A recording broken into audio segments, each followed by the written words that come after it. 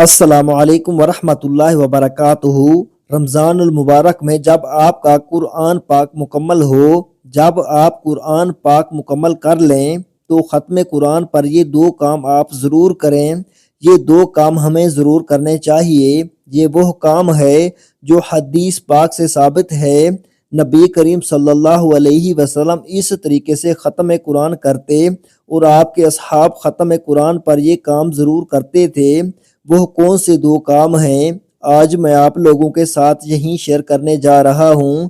لیکن اس سے پہلے آپ اگر اس چینل پر نئے ہیں اور آپ نے ابھی تک اس چینل کو سبسکرائب نہیں کیا تو اس چینل کو لازمی سبسکرائب کر لیں، کیونکہ ایسی بہت سی ویڈیو آپ تک پہنچتی رہے گی۔ کیونکہ بہت سارے لوگ ایسے ہیں جو نہیں جانتے کہ ختم قرآن کا صحیح طریقہ کیا ہے، قرآن پاک مکمل ہونے پر ہمیں کیا کرنا چاہیے۔ بہت سارے لوگ نہیں جانتے رمضان المبارک کا بابرکت مہینہ چل رہا ہے۔ یہ وہ ماہ مبارک ہے کہ جس میں کثرت کے ساتھ مسلمان قرآن مجید کی تلاوت کرتے ہیں، کیونکہ قرآن کا ایک خاص تعلق ہے رمضان کے ساتھ، تو زیادہ تلاوت قرآن مجید کی رمضان میں ہی کی جاتی ہے۔ وہ لوگ بھی قرآن مجید ختم کر لیتے ہیں جو پورا سال ختم قرآن نہیں کر پاتے۔ کوئی ایک کرتا ہے، کوئی دو کرتا ہے۔ آپ نے کومنٹ کر کے ضرور بتانا ہے کہ آپ کا کون سا پارہ اور کتنے ختم قرآن آپ نے کر لیے ہیں، یا کتنے ختم قرآن کی آپ نے نیت کر رکھی ہے۔ تو جب آپ کا قرآن پاک مکمل ہو تو قرآن پاک مکمل ہونے پر آپ نے یہ دو کام ضرور کرنے ہیں۔ وہ کون سے دو کام؟ سب سے پہلی بات، جب آپ ختم قرآن کریں تو ختم قرآن کا صحیح طریقہ کیا ہے؟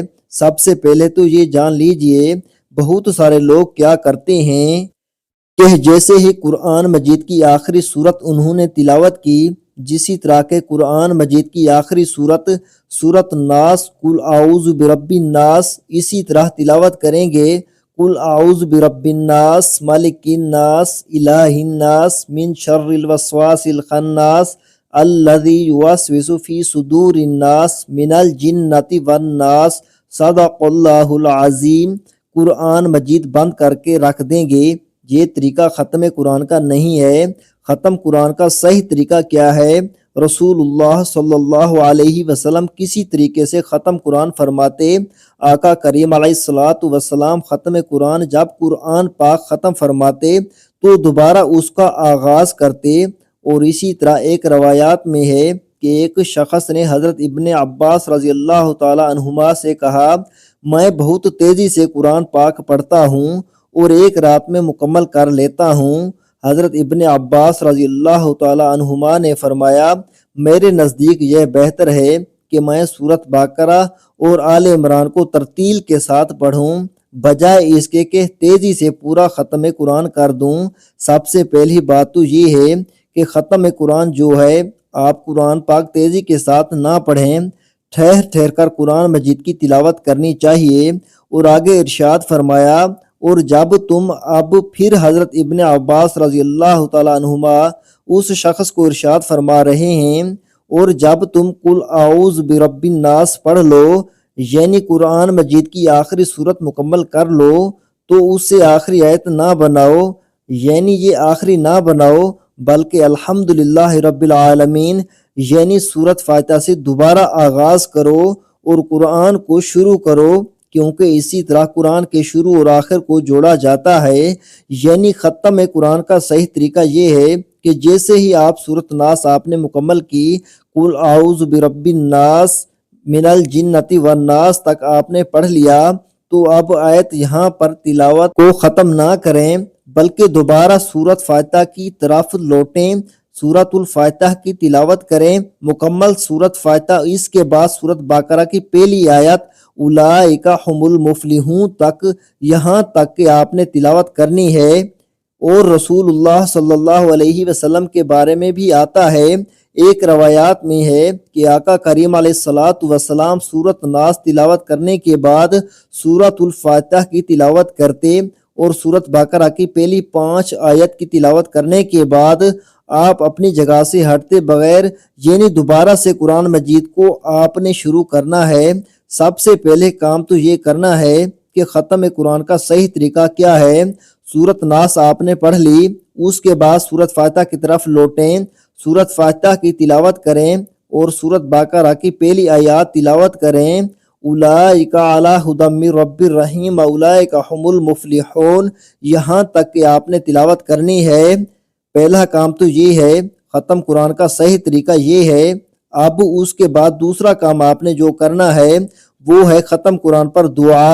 एक तो दुआ वो जो कुरान पाक मुकम्मल होने पर आखिर में लिखी होती है वो आप पढ़ें। उसके बाद आपने जो आपकी ज़ुबान है, जिस भी लैंग्वेज में आप बात करते हैं, अल्लाह से दुआ ज़रूर करनी चाहिए क्योंकि ये कबूलियत की घड़ी होती है।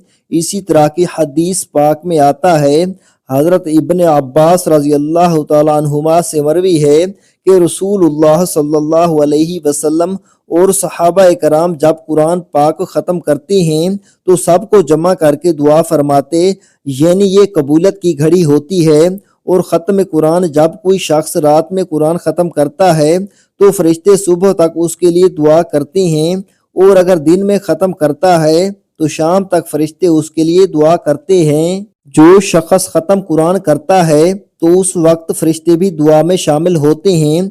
तो ख़त्म कुरान पर दुआ का ज़रूर एहतमाम करना चाहिए होता है। ये दुआ कैसे करें? हाथ उठाएं, आप अपने फैमिली मेंबर को बुला लें, ठीक है ना। जो भी बच्चे घर में जो भी हैं उनको जमा करें और हाथ उठाकर दुआ करें। अल्लाह से सबसे पहले दुरूद पाक पढ़ लें, उसके बाद फिर जो भी आपको अरबी दुआएं याद हैं सूरतुल फातिहा पढ़ लें, अरबी दुआएं जो आपको आती हैं वो पढ़ लें। उसके बाद अल्लाह की बारगाह में दुआ करें, आए अल्लाह जो तूने तौफीक अता फरमाई है, तेरी तौफीक से मैंने कुरान मजीद मुकम्मल किया है।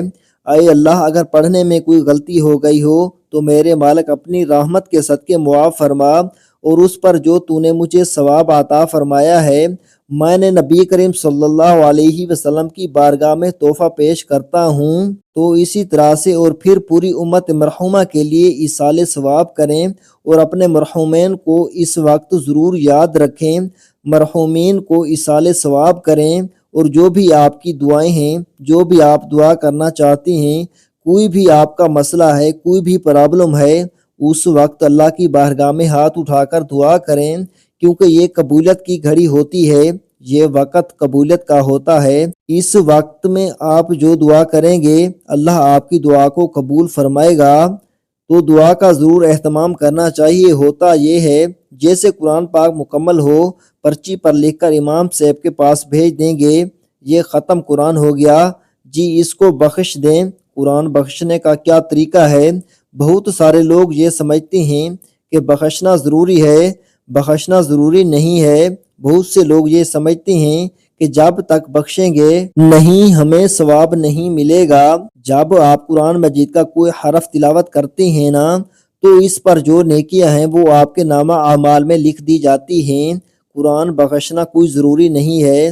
हाँ, अपने मरहूमीन को इसाले सवाब करना चाहते हैं तो ये एक तरीका है। तो दो काम आपने जो करने हैं, एक तो ख़त्म कुरान का सही तरीका क्या है ये मैंने आपको बता दिया है, और दूसरा जैसे ही आपने कुरान पाक मुकम्मल करना है तो दुआ का ज़रूर एहतमाम करना है। ये कबूलियत की घड़ी होती है, इस वक्त दुआएं कबूल की जाती हैं। बहुत से लोग दुआओं का एहतमाम नहीं करते, हालांकि ये दुआओं का एहतमाम का वक्त है। इस वक्त में दुआएं ज़रूर की जाएं। कोई भी आपका प्रॉब्लम है, घरेलू मसैल हैं, रिज़्क का प्रॉब्लम है, कारोबार में कुछ क्राइसिस चल रहे हैं, कोई भी मसला है, इस वक्त अल्लाह की बारगाह में दुआ करें। मुझे अपनी ख़ास दुआओं में याद रखिएगा। इस क्लिप को शेयर कर दीजिएगा ताकि दूसरे लोग भी इससे फ़ायदा उठाएं। पसंद आने की सूरत में लाइक करना बिल्कुल नहीं भूलिएगा। अस्सलामु अलैकुम वरहमतुल्लाहि वबरकातुहू।